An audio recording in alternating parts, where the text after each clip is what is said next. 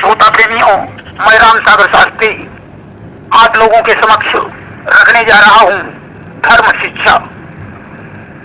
देखिए, गोस्वामी तुलसीदास जी ने मानस में एक चौपाई लिखी है कि बिन सत्संग विवेक न होई और राम कृपा बिन सुलभ न सोई। बिना सत्संग के विवेक नहीं होता और बिना भगवान की कृपा से सत्संग प्राप्त नहीं होता। और सत्संगति दुर्लभ संसार निमिष दंड भरी एक उबारा। सत्संग संसार में दुर्लभ है। एक घड़ी का सत्संग भी जीवन में बहुत बड़ा महत्व रखता है। सत्संग को तपस्या से भी बड़ा माना गया है। सत्संग का अर्थ है अच्छे पुरुषों का साथ करना। और कुसंग के लिए लिखा है कि को न कुसंगति पाई न साई और राई न तेज मते चतुराई। कुसंग में पढ़कर कौन बर्बाद नहीं हुआ। कुसंग से तेज, चतुरता और बुद्धि का विनाश हो जाता है। जैसे सुसंग से विवेक प्राप्त होता है, वैसे ही कुसंग से विवेक का नाश हो जाता है। जब मनुष्य विवेक शून्य हो जाता है, तब समझ लो विनाश होने वाला है। जिस समय भगवान शंकर सती जी के सहित अगस्त ऋषि के आश्रम से सत्संग करके लौट रहे थे, रास्ते में वनवासी के वेश में उन्हें राम और लक्ष्मण मिल गए। भगवान शंकर ने सती से छुपकर उन्हें प्रणाम किया, परंतु सती जी ने देख लिया। अब तो उन्हें शंका बन गई कि जगतबंद शिव इन साधारण राजकुमारों को प्रणाम कर रहे हैं। भगवान शंकर ने सती जी को समझाया ये साधारण राजकुमार नहीं है, परंतु फिर भी परीक्षा लेने को तैयार हो गई।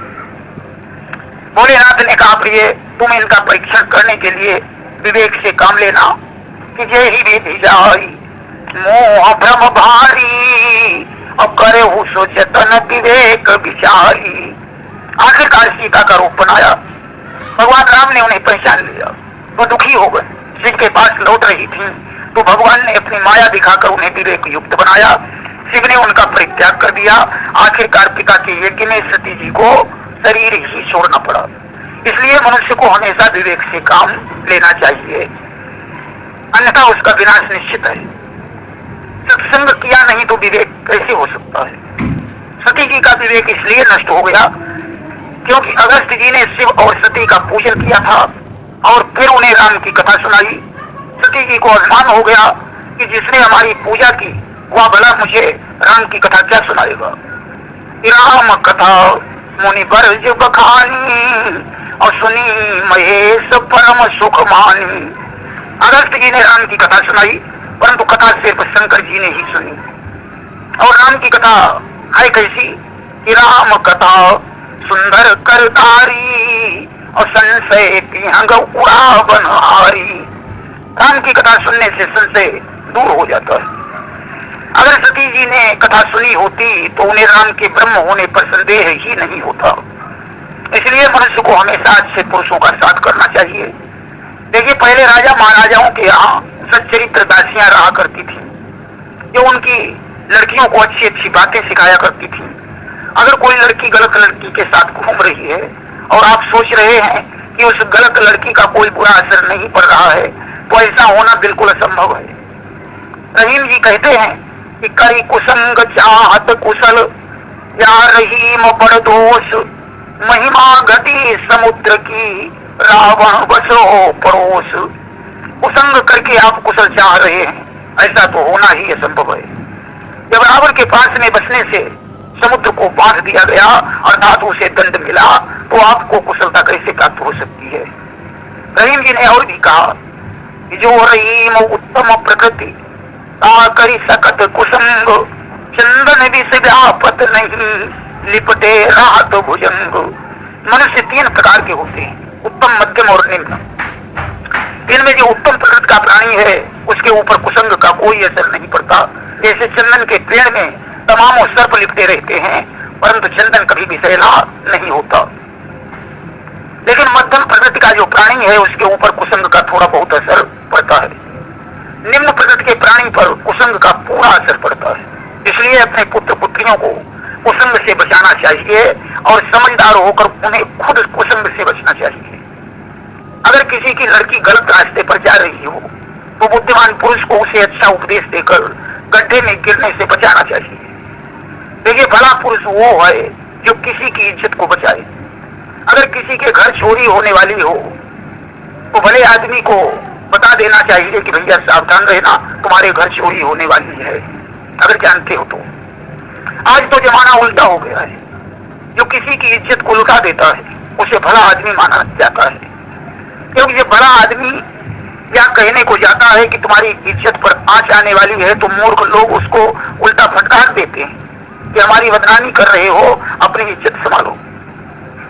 द्रौपदी का जिस समय सभा में सिर खींचा जा रहा था, 10,000 महारथी बैठे हुए थे। बाबा भीष्म भी उस सभा में विराजमान थे, परंतु उन्होंने भी दुर्योधन को मना नहीं किया। बस इसी पाप के कारण बाबा भीष्म को 56 दिन सरसैया पर लेटना पड़ा। इसीलिए विद्वान का काम होता है लोगों को जगाना, क्योंकि विद्वान सबका भला चाहता है। विद्वान की आत्मा जागृत होती है। जिसने वेद शास्त्रों को पढ़ा है, सत्संग किया है, वही विद्वान है। जो वेद शास्त्रों का खंडन करता है, सत्संग नहीं करता, विद्वान की बातें नहीं मानता, वही अज्ञानी और मूर्ख है। मूर्ख को उपदेश देना भी गुनाह है। एक बार चौमास के महीने में एक बंदर भीगता भागता एक पक्षी के घोंसले के पास पहुंचा। पक्षी ने उसे कांपते हुए देखकर उपदेश दिया कि तुम्हारे तो हाथ और पैर हैं, फिर भला तुमने अपने रहने के लिए कोई घर क्यों नहीं बनाया। यद्यपि पक्षी ठीक कह रहा था, परंतु बंदर को गुस्सा आ गया। उसने कहा, तुम मामूली चिड़िया होकर मुझे उपदेश दे रही हो, अब तो मैं तुम्हारा घर भी नहीं रहने दूंगा। बंदर ने उसका घोंसला उखाड़कर जमीन पर फेंक दिया। इसीलिए कहा गया है कि उपदेशों से क्रोध मूर्ख का बढ़ता शांत न होता, दूध पिलाने से सर्पों का विषवर्धन ही होता। भगवान कृष्ण 3 बार धृतराष्ट्र को समझाने के लिए गए कि अब भी मान जाओ, पांडवों का अधिकार वापस दे दो, अन्यथा महाभारत के युद्ध में सारा परिवार भी नष्ट हो जाएगा। अबोला तब अंध बेईमाना, अब हुई है जो करी हम भगवाना। धृतराष्ट्र ने कहा कि अब तो वही होगा जैसा भगवान को मंजूर है।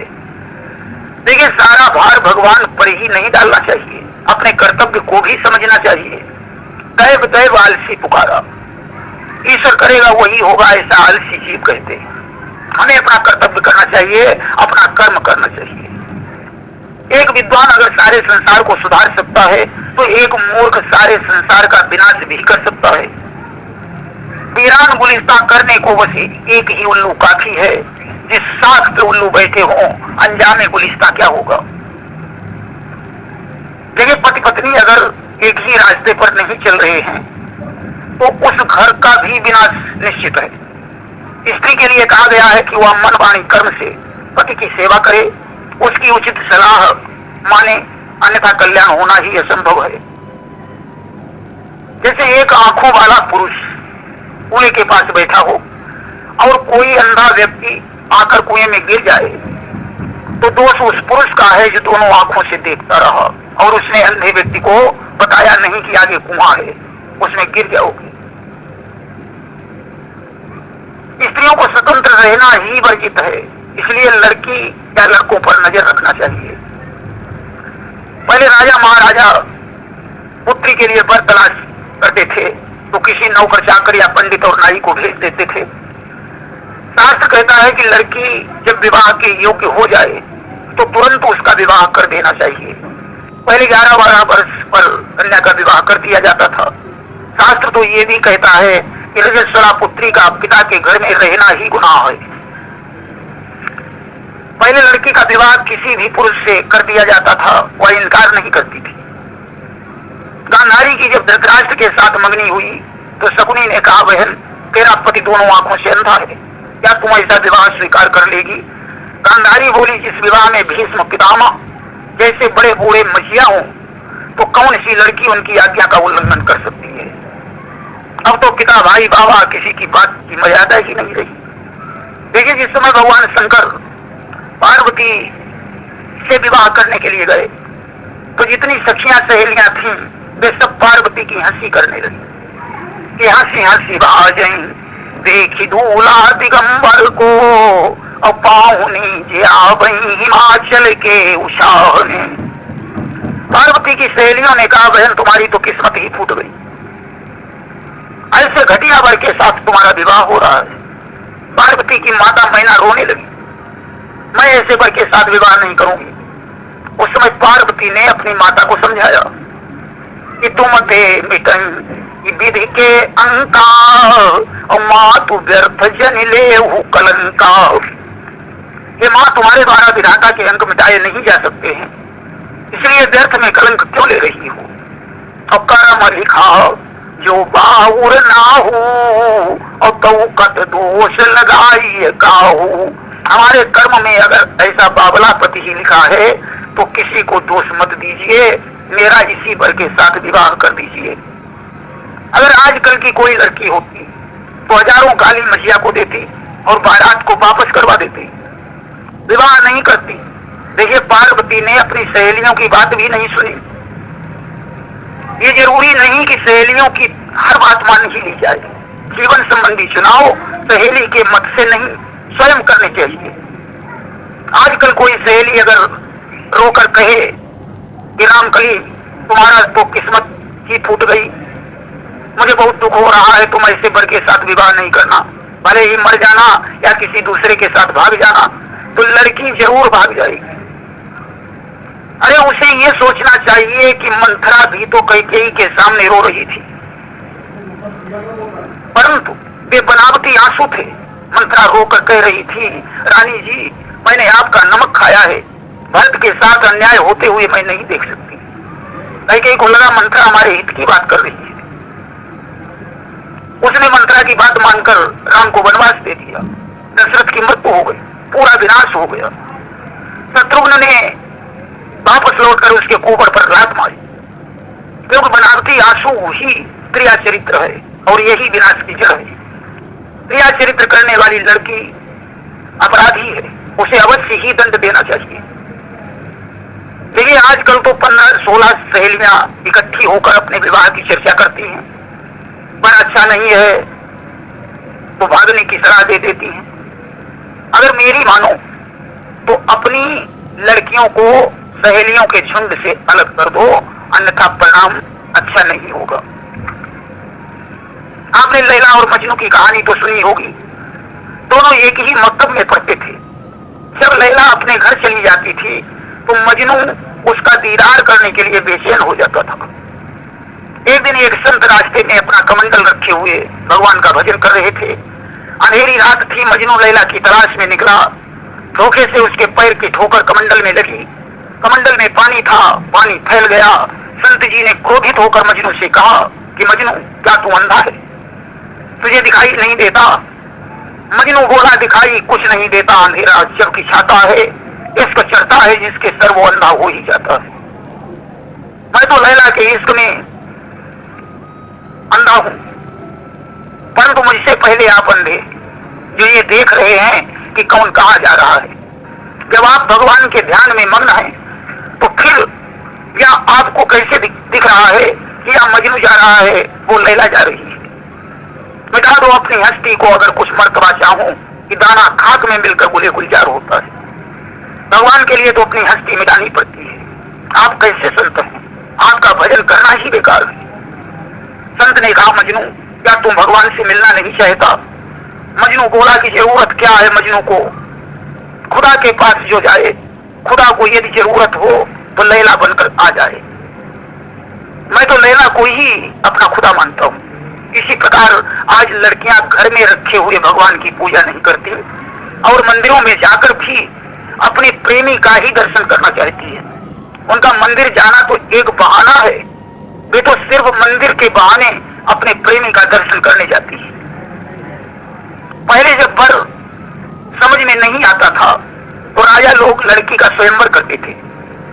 पहले लड़की किसी गुणवान पुरुष के साथ अपना विवाह करती थी। देखिए रुक्मिणी का विवाह दुष्ट शिशुपाल के साथ होने वाला था, अतः भगवान कृष्ण द्वारा रुक्मिणी का हरण हुआ। सुभद्रा का विवाह भी सही जगह नहीं हो रहा था, अतः भगवान कृष्ण की मर्जी से अर्जुन द्वारा सुभद्रा का हरण हुआ। आज तो लड़कियां इतनी पागल हैं कि वे गुणवान पति को छोड़कर अब गुरु की खान व्यक्ति के साथ भाग जाती है। जो गांजा, भांग, अफीम, चरस सभी नशा करता हो, गुंडागर्दी करता हो, उन्हें उसी के साथ रहने में आनंद है। लड़कियां कभी कभी इतना गलत कदम उठा लेती हैं कि माता पिता की इज्जत रोड पर आ जाती है। संयोगिता जयचंद की पुत्री थी। पृथ्वीराज जयचंद के मौसेरे भाई थे, परंतु संयोगिता पृथ्वीराज से ही अपना विवाह करना चाहती थी। स्वयंवर से पृथ्वीराज ने उसका हरण किया। युद्ध में जयचंद के भाई रतिभान मारे गए। यहाँ तक कि संयोगिता की वजह से पृथ्वीराज और जयचंद दोनों का विनाश हो गया। इसलिए हम तो सभी लड़कियों से अनुरोध करते हैं कि विवाह करना है तो माता पिता की मर्जी से करो। सहेलियों की सीख पर चलकर अपनी जिंदगी का विनाश मत कर लेना।